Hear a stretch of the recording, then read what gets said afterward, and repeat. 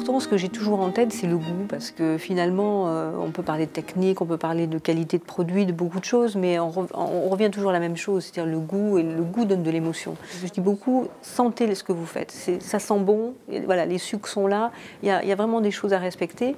Après, ma vision de la cuisine telle qu'elle est aujourd'hui, c'est quelque part, ça a été plusieurs étapes. Dernièrement, les principales étapes, ça a été de réinventer en toute modestie, retravailler les sauces à la française, parce que les sauces, c'est le liant du plat.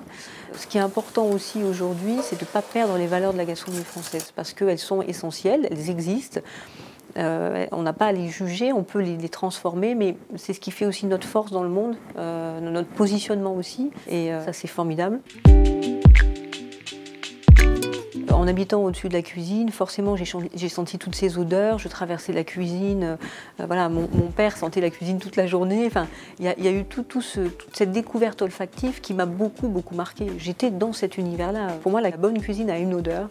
C'est aussi pour ça qu'on a travaillé aussi avec les designers pour avoir des assiettes en piédestal, pour remonter les saveurs, tout ça est très lié.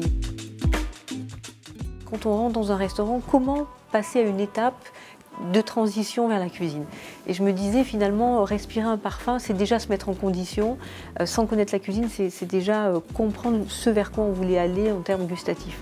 Ce pont entre la gastronomie et l'univers des nez, des parfumeurs, c'est quelque chose d'assez magique.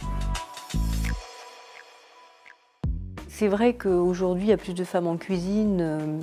Je pense que c'est normal, c'est dans un développement logique. Et je dirais même que ce n'était pas normal avant qu'il y ait aussi peu de femmes. Donc on revient à une normalité plutôt positive. Et puis en plus, je pense que les hommes aussi ont compris l'intérêt pour eux de travailler avec des femmes. C'est-à-dire qu'il y a une complémentarité qui s'opère en cuisine qui est totale. La cuisine s'est beaucoup féminisée. Même faite et prodiguée par des hommes, la cuisine s'est féminisée. Voilà, les mises en place sont plus fines, on travaille plus les légumes, on travaille plus au quotidien sur des petites choses. Enfin, voilà, il y a aujourd'hui, c'est moins un travail de force, je pense, que ça a pu le paraître par le passé.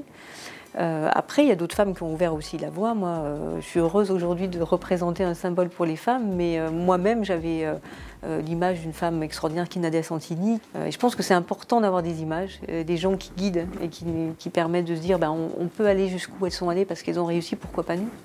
Donc je trouve que c'est une responsabilité, mais c'est très émouvant de porter ça.